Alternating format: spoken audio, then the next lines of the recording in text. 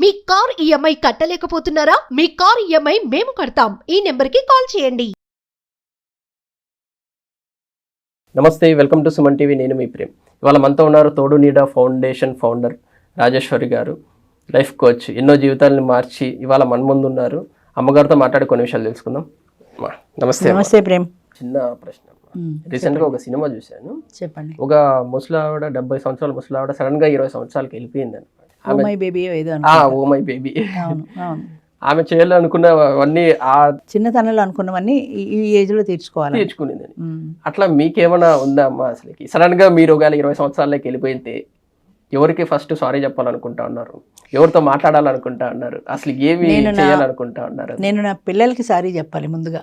ఎందుకంటే 20 సంవత్సరాలకే నాకు 3 పిల్లలు పుట్టేశారు. ఇంచుమించుగా 21 సంవత్సరాలకి 3 పిల్లలు పుట్టేశారు. 20 సంవత్సరాలకి. ఆ రోజుల్లో ఎర్లీ మ్యారేజెస్, బాల్య వివాహాలు ఉండేవి. 13-14 ఏళ్ళకే నాకు పెళ్ళి అయిపోయింది. 20 ఏళ్ళకి 3 పిల్లలు పుట్టేశారు.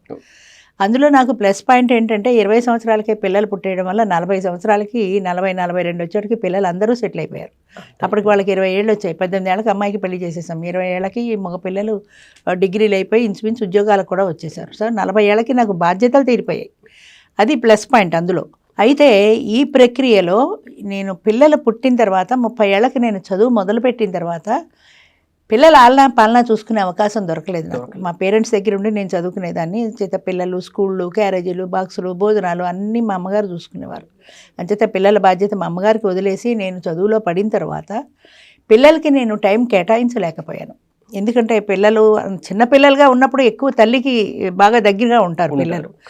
ఆ సమయాన్ని నేను వాళ్ళకి ఇవ్వలేకపోయాను. వాళ్ళ మనసులో ఉన్నా, నా మనసులో ఉన్నా కూడా పిల్లలతో ఎక్కువ సమయం గడిపితే మా అమ్మగారు కోప్పడేవారు. వెళ్ళి చదువుకో, నీ టైం వేస్ట్ అవుతుంది, నేను భోజనం పెడతాను కదా, నేను స్నానం చేయిస్తాను కదా అనేవాళ్ళు.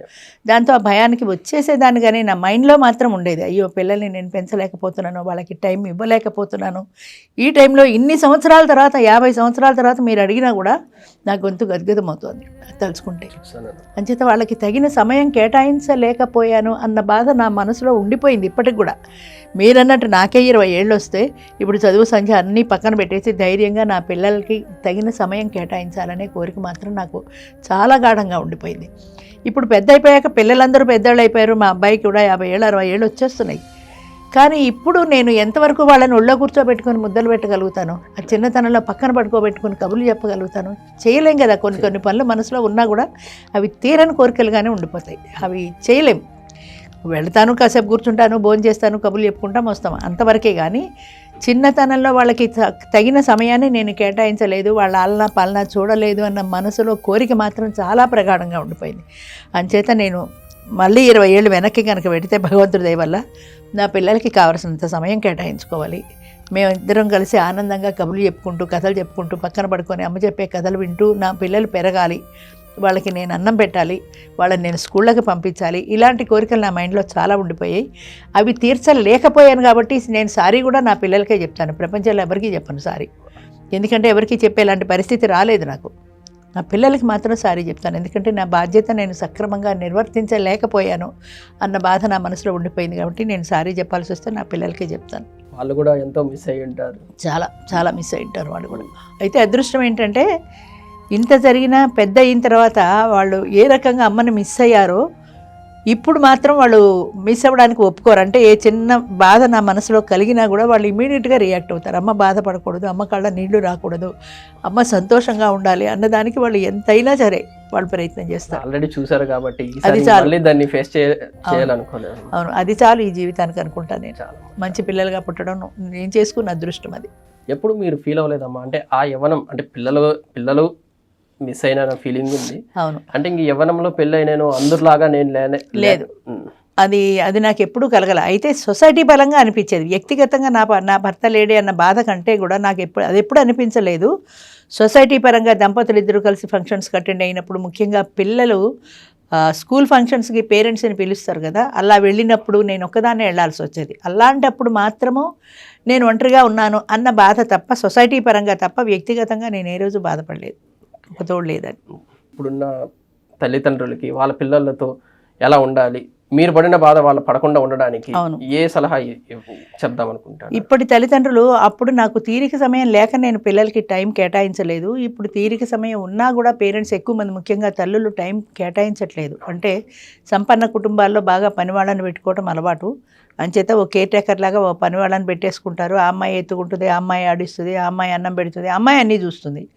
కనీసం భోజనం పెట్టేటప్పుడైనా మనం పెట్టుకోవచ్చు కదా. ఆ టీవీ చూస్తూ అమ్మాయిని అన్నం పెట్టమనకపోతే మన పిల్లలకి మనం అన్నం పెట్టుకోవడంలో ఒక ఆనందం ఉంటుంది. అది తెలియటం లేదు చాలామందికి తెలియటం లేదు. అది మిస్ అయిన తర్వాత తెలుస్తుందేమో, కానీ దాన్ని మిస్ అవ్వకండి. పిల్లలతో గడిపే సమయాన్ని సైకాలజిస్టులు కూడా చెప్తున్నారు, పిల్లలతో సమయాన్ని గడపండి, మీరు పేరెంట్గా పిల్లల బాధ్యతలు వహించండి అని. స్కూల్కి పంపించేసి నా బాధ్యత అయిపోయింది అనుకుంటే సరిపోదు.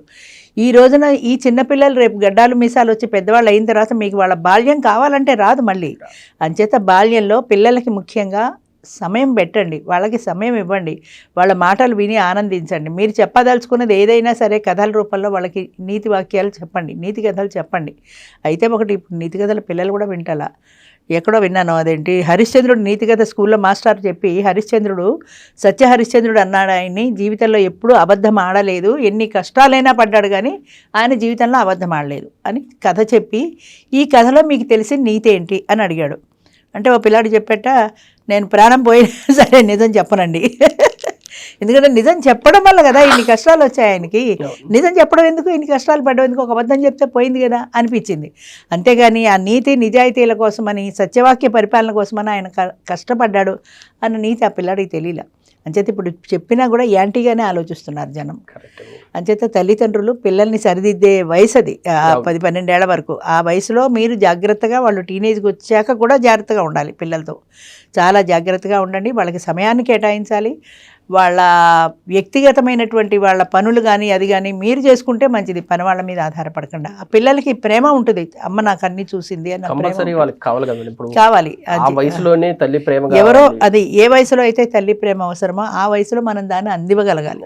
అది ఇవ్వనప్పుడు చేయి జారిపోయాక గడిచిపోయిన కాలం మళ్ళీ రాదు. మీరు అన్నట్టు 60లో 20 రాదు కదా, అంచేత చేయలేరు. కాబట్టి వాళ్ళకి తగిన సమయం కేటాయించాలి. వాళ్ళ వ్యక్తిగతమైనటువంటి వాళ్ళ పనులు చూసుకోవడంలో, వాళ్ళ హోంవర్క్ చేసుకోవాలన్నా మీరు పక్కన కూర్చొని చేయించండి.